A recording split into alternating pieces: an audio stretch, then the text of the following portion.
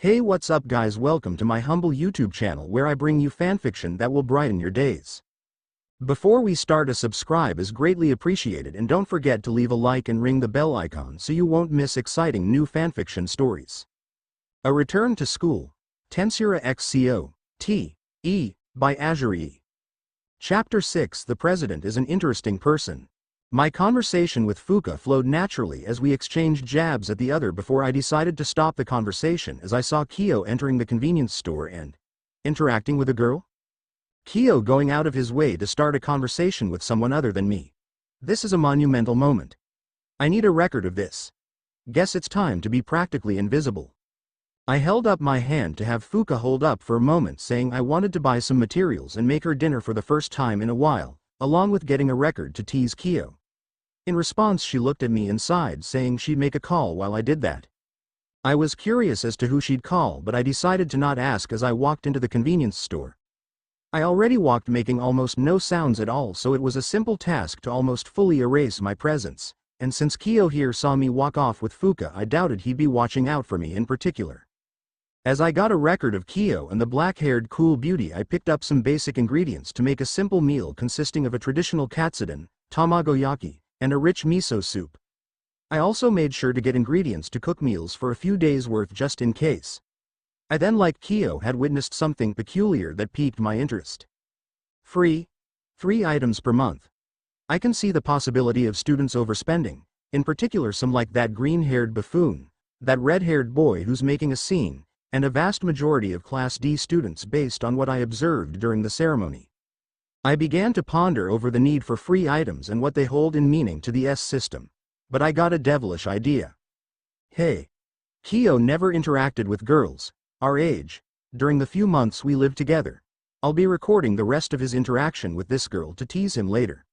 I'll say something like, "Whoa, a girlfriend day one. Trying to take over the school one girl at a time." He'd probably be slightly bothered by this if anything, but it seems more fun than thinking about the S system considering. I just realized.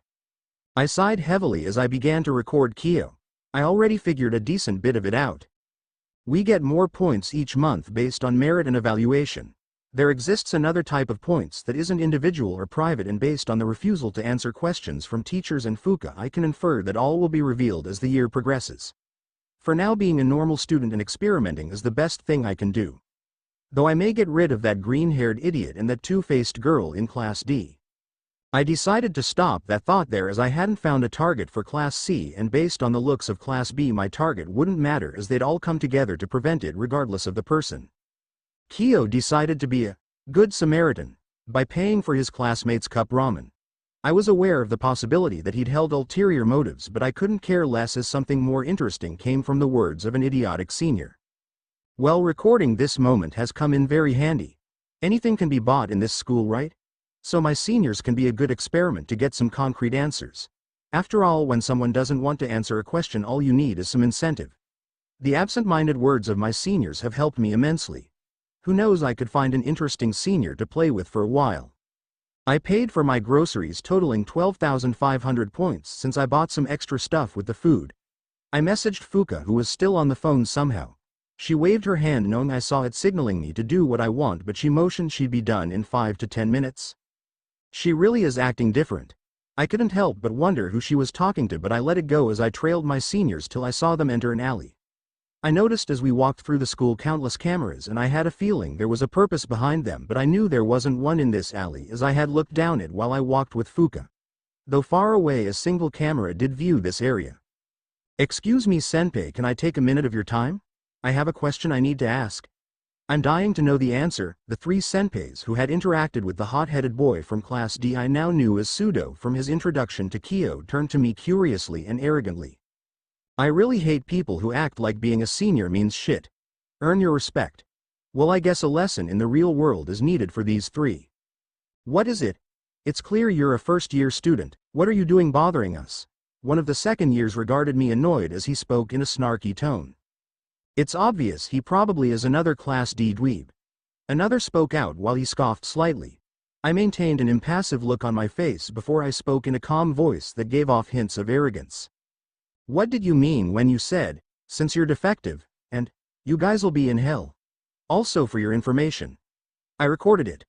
I was curious as to what would happen should I turn this into the student council or the faculty about a group of seniors harassing a student and then clearly giving off information on the S system by calling the class D boy defective. I looked at the faces of my seniors as they listened to my story, unaware I was looking forward to their reactions and recording it just in case. The cameras in this school. They are capable of recording voices, but most are purely visual, such as the ones viewing wide areas. My seniors looked around frantically up and down. It was clear they were looking for cameras. I put down my bags and looked at my seniors coldly. Now seniors, this is going to go one of two ways. You give me what I want or I give this recording to the school. Also, whoever said I was in Class D? My seniors scowled at me as they began to throw insults at me among threats. I let this go on before I took a deep breath, having had enough. I had given them enough time to lash out. You can babble on and on. It really doesn't affect me at all. You can do this and inevitably make your situation worse for yourself, or you can answer my questions and do me a favor, then the video disappears and we pretend this never happened. Who do you think you are to order your seniors around first year? Simple. I am Rimuru Nava from Class 1A. Also, currently I have damning evidence of 3 seniors harassing a first-year student and the fact that a camera about 24 meters from here has a perfect view of this alley. Along with the fact that an acquaintance of mine knows where I am at the moment. My seniors looked at me irritated before they sighed. Gotcha. Even if I deleted the video in front of you, I have a few backups. After I questioned my seniors and they threatened me again, I gave them the final shot. Also, I'll be taking all your private points if you don't mind, as after all you have threatened my well-being countless times. I smirked as my seniors obliged, albeit unwillingly. Don't think you'll get away with this first year. I think I will easily senpai. After all, I already won. Your payment has been received, thanks. I'm happy to teach you the harsh realities of the real world anytime or give you a reality check. As I finished speaking, I stood up and punched the wall. I only punched it hard enough to leave a crack big enough for my seniors to see. Well, it was a pleasure doing business with you. Good luck. As I walked away, one yelled out angrily. You're safe for now, first year, but just wait till Nagumo hears about this. I smirked as I walked out the alley with my groceries and admired my new wealth. I had 200,000, then spent 12,500, leaving me with 187,500. The dealings with my seniors brought me to 1,225,450 after a small payment. I got over 1.5 million points from my seniors, but I spent about 400,000. About 400,000 points to retrieve the backups from Shuru, Yuki, Koenji, and Fuka. Along with keeping them silent. Fuka and Koenji counted for 80% of my expenses, but it's worth it, since I have both my backups and the recording I made in the alley. I swear some people need to think when they try to act like that. Though I suppose my seniors will be reporting to this Nagumo, who may have been the reason they acted as such. I contemplated the possibilities that my actions may lead to as I walked back up to Fuka, who smiled at me warmly for some reason. I see my dear Kohai is already taking on his senpai's teachings. Fuka, what the hell are you talking about? Aren't I the one who taught you efficient ways to scam and persuade people? Then what happened afterwards? Fuka looked at me with a large smirk as I sighed. I almost got jumped by your grandfather. Though after he settled down, he was a very sweet old man. He just didn't appreciate me teaching. Wait. How did this go from you saying what you taught me to this? I stared at Fuka deadpan as she began walking in the direction we were headed earlier. Fuka began to laugh as I looked at her before she quickly calmed down and tried to peek into my bags. So you're making me dinner tonight? Is this a date now? She put on a smirk as I peered at her out the corner of my eyes through my hair. I had it tied in a low ponytail with it pulled over my right shoulder. Sure. We can call it a dinner date, I replied without hesitation as I decided to tease her a bit and see how she'd react. Her ears turned slightly red for a moment. That is unless you have other plans. Or a secret boyfriend I don't know about. I won't lie, I was curious as to who she was on the phone with. I didn't hear the conversation, but I was almost sure it was a male for the sole reason that, despite her attitude, Fuka gets a lot of attention. Jealous are we? No, though I don't have a secret boyfriend. As funny as that would be, none of the men here that were here are worth that. But as you're clearly curious, I called 2 people actually. I won't tell you who, but I'm looking forward to your reaction. Well, I suppose I can wait for the realization. But I feel the need to make this clear: if you got a boyfriend, they'd have to go through. Grandpa Kiryu told me to take that role. Of course I gladly accepted. I smiled as I looked Fuka in the eyes, who had been looking at me as well. I was glad to be able to see Fuka again. I had spent so much of my free time with her during the years since I met her that being apart for that year felt odd. I don't know, but her attitude and the way she acted when we hung out was always refreshing. She was so free-spirited that it made me forget about all the fatigue buildup from dealing with the White Room, developing a company, maintaining an image in high society, and building connections for my plans. She always followed her own desires to the letter. She didn't care much for the thoughts of others. She was true to herself, which in itself seems inherently easy, but it isn't. Sometimes the hardest thing to be is yourself. At times Fuka, despite being perceived as narcissistic, could be warm and welcoming, attentive and perplexed, and greedy. It was an adorable thing seeing her be greedy for attention while holding an almost haughty expression. Did you happen to agree to that position so you could prevent me from being stolen away? It's cute how you act like that. You should just admit that you fell for me rather than go about it in this roundabout way. Don't worry, it'll be fun. It took me a moment before I shot my head around and looked, and Fuka questioningly, almost lost due to her words. Well, Fuka. That sounds like a confession to me. Are you perhaps interested in me that way? I was under the impression that you intended to keep me as an entertainment supplier. Don't tell me, are you intending to take me for yourself? I took this as an opportunity to tease Fuka, as the look on her face after she spoke portrayed her usual smirk she wore when she teased someone, but her eyes were different. You're really a cheeky kohai, aren't you, Rimuru? Well, it's been a while. What are you making? I felt as if she was deflecting the conversation as I told her, and we eventually arrived at my room. Shuru said he was on the 4th floor, Yuki was on the 7th. I was Shuru's neighbor conveniently, and Kyo I had to ask. It'd be funny if he, Shuru, and I were all on the same floor. I opened the door to my room and let Fuka in as she quickly made herself right at home. She didn't even hesitate to dive onto my bed before lounging on the couch as if she owned the place. I let out a chuckle as I watched her do this before I entered the kitchen and began to cook. You really haven't changed, have you, Rimuru? You're still just as meticulous as ever. You seem to do everything in perfect amounts accidentally to the point it seems habitual for everything. Fuka spoke out curiously from the dining room as she watched me cooking. I just had an amazing teacher. I knew the basics and a few recipes, but they refined them and helped me perfect my cooking. Without them I wouldn't be where I am in most things, whether they be cooking, martial arts, or simply life in general. You've said that before, but your mom and dad, although great teachers, are not like you. Your mom is close, but it's clear that she just has good senses, whereas your dad is, well, either perfect or simply an abject failure. I stifled a laugh as a coy laugh filled my face, thinking about the fact that my teacher I spoke of was neither of them. It was someone who'd been with me far longer than she'd possibly comprehend. I still wonder why time to time she didn't reincarnate in this world with me. Though I know there's no use thinking about it, she's probably up to her usual antics. That's what I was going to say. But definitely not as you said it. It's funny you speak like that and say I'm blunt. I peered over my shoulder at Fuka, who was smiling lightly.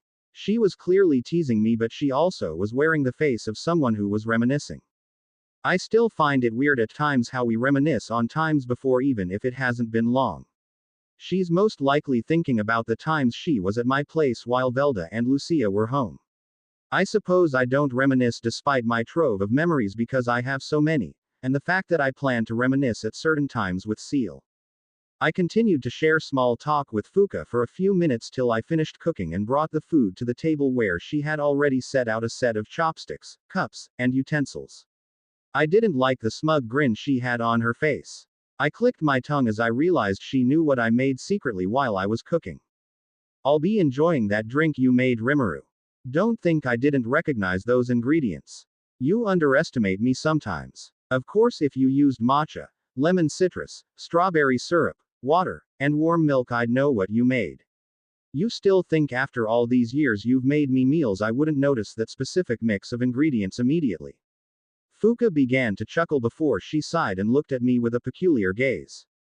I was hoping you didn't see me taking them out. Well, too bad the surprise failed. You also set 2 cups for each of us, conveniently one for the tea and the other for ice-cold water. I will warn you though, I did add extra spice to the katsudon. But if you want an egg for your rice I can get you one, just let me know. Geez, stop, Rimuru. You prepare too much, just relax. Besides, it's been a year since we last talked. Don't start acting like my guardian. Fuka sighed before she said her thanks and began to eat. It's not my fault I've had to take care of you before. I know what you ask for when you're sick, tired, or annoyed. It's surprising that you still haven't realized my nature. I faked being hurt before following suit and saying thanks. Your nature. I know, it's to be a pain in the ass and a headache to everyone. You always pick up the small things and use it as a way to get closer towards the answers you want to know. Along with you seemingly are always preparing for any possibility but taking any moment to relax and rewind if you can. But I did notice something which pleased me very well today. Besides your actions of exposing the S-system's loopholes on your first day you brought the clothes I bought you before. Fuka looked at me with an almost smug grin. How could I dare forget the clothes bought for me by a beautiful woman? Who would do such a thing? I couldn't possibly do that. I had to bring them. I spoke in the most sarcastic tone I could muster before I laughed a bit, finding this interaction with Fuka entertaining. Our conversation continued before a ring came at my doorbell, but what was odd was the smirk on Fuka's face. I knew immediately from her smirk she'd planned something.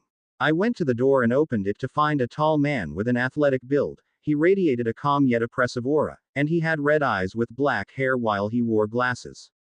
I looked at the man who stood at my door for a minute before I looked back at Fuka, who was smirking. I sighed as I silently signaled for the man to come in. He walked in calmly, regarding me with a simple nod before he sat himself at the dining table and looked back at me. His look in his eyes clearly displayed that he wished to talk. Want a drink? Something to eat? I can only guess from the look on Fuka's face this may take a while, and from how I perceive you it's clear you're one of the few people who can entertain her meaning. You have some type of ability. A drink would be nice. I heard quite a bit about this tea of yours. I don't need anything to eat though. The man wore a small smile as he spoke. I simply nodded and brought him 2 cups, one for water and the other for tea. The second is for water if you want it, but should you change your mind I am more than willing to bring you a plate. I did make extra just in case this fox right here wanted to have extra. I motioned towards Fuka despite both knowing who I was talking about just to annoy Fuka. I thank you for your hospitality. Based on your facial expression I assume you didn't know I'd be coming. Though knowing Karayuan she wouldn't say anything in hopes something fun may happen. I'm the student council president Horikita Manabu. I've heard quite a bit about you from Karayuan here over the last year, and well, I got an interesting call today. Who I now knew as the SCP looked at me curiously as he was clearly waiting for my response. I was unaware, as you said. Fuka here just said I'd be surprised to learn who she called, but that I'd have to wait. I certainly didn't expect the SCP and one of the people she called to be you. But I digress. I'm Rimuru Nava. Feel free to call me Rimuru comfortably senpai. I am currently a Class 1A student, along with the fact that I have something that should be of interest to the president. The SCP's eyes widened a little bit as I introduced myself and said a few key words such as currently. A small smile came across his face before he spoke again. Your words say you know something clearly. Well, this should make things easier. Rimuru. Join the student council. Horikita senpai looked at me with a serious look in his eyes. As I looked him in the eyes I saw a few things. First, a curious man, a hopeful man, and a man who had expectations. I didn't expect this to happen. Well, before I answer that, Horikita senpai, I have evidence of seniors harassing underclassmen along with potentially exposing the S system, which seems to be hidden from first years at the moment. But I also have a question. Do you have a sister? Well, depending on your evidence and the situation, the direction this takes changes. But yes, I do have a sister. How do you know? I just thought you happened to look similar to a girl I saw in the convenience store who was interacting with my brother, albeit seemingly almost unwillingly. Only in the sense she didn't want to interact, but my brother, despite being bad at social interactions, is oddly a person most will just start to talk to. Though as far as evidence goes, I have a video recording of the incident and an audio recording of another incident I was involved in afterwards. The SCP regarded me curiously for a moment before closing his eyes as if making a big decision. It only took a moment till he opened his eyes and spoke. Well, that evidence does leave those students in a difficult situation. But getting back to the topic, will you join the student council? He looked at me seriously, He intended to get an answer out of me here. From the look in his eyes, I knew if I refused, he'd ask me again at another point, but there was something. The president was just an interesting person.